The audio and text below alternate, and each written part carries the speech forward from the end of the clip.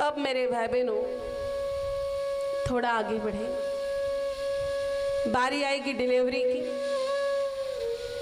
Delivery के समय भी गौ माता की सख्त आवश्यकता है। अब आप कहोगे डिलीवरी में गौ माता की कहाँ जरूरत आ पड़ी? बहुत ज्यादा जरूरत है, बहुत ज्यादा।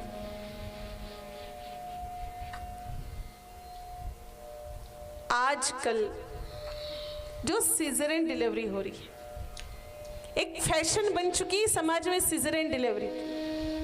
सीजरियन डिलीवरी के बहुत सारे नुकसान हैं।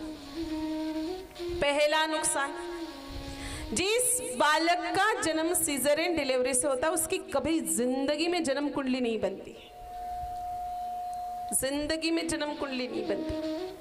अब आप कहोगे हमारे तो बच्चे सीजरियन डिलीवरी से हुए हैं तो उनकी कुंडलियां तो हम ले लेकर के घूम रहे हैं पंडित जी से। यहाँ पंडित जी भी बैठे हुए हैं, लेकिन एक बात स्पष्ट है, कुंडली बनाने के लिए देशांतर उचित मिलना जरूरी होता है। बताइए पंडित जी सही बता रहे कि गलत बता रहे? इन्होंने हाथ ऊपर करके समर्थन किया है कि देशांतर का उचित होना जरूरी है। अब यहाँ तो जन्म हुआ नहीं है, जबरदस्ती ऑपरेशन करके खींचतान करके बाहर निकाल दिया।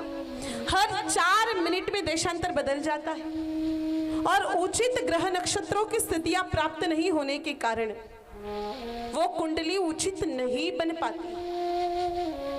और कुंडली से ही नाम चलता है, कुंडली से ही व्यापार होता है, कुंडली से ही सगाई होती है, कुंडली से ही शादी होती है। और उस बच्चे की कुंडली सही नहीं बन पाती और वो बच्चा पूरे जिंदगी भर वो कुंडली ले लेकर के घूमता रहता है, 84 के चक्कर काटता रहता है। इसलिए सीजरियन डिलीवरी भूल के भी नहीं करवानी चाहिए। दूसरा नुकसान, जिस बालक का जन्म सीजरियन डिलीवरी से होता है उस बच्चे की माँ दोबारा जिंदगी में मां नहीं बन पाती। अब आप कहोगे नहीं नहीं 2-2, 3-3 सीजरियन डिलीवरी हुई है, दूसरी बार बन गई तो डॉक्टर तीसरी बार के लिए स्पष्ट मना कर देता है। और बताइए अगर ऐसी सीजरियन डिलीवरी होती रही तो एक दिन हिंदुस्तान की सारी सीमाएं सिकुड़ जाएगी। माताएं बहनें 1-1, 2-2 बच्चे पैदा करके बैठ जाएगी।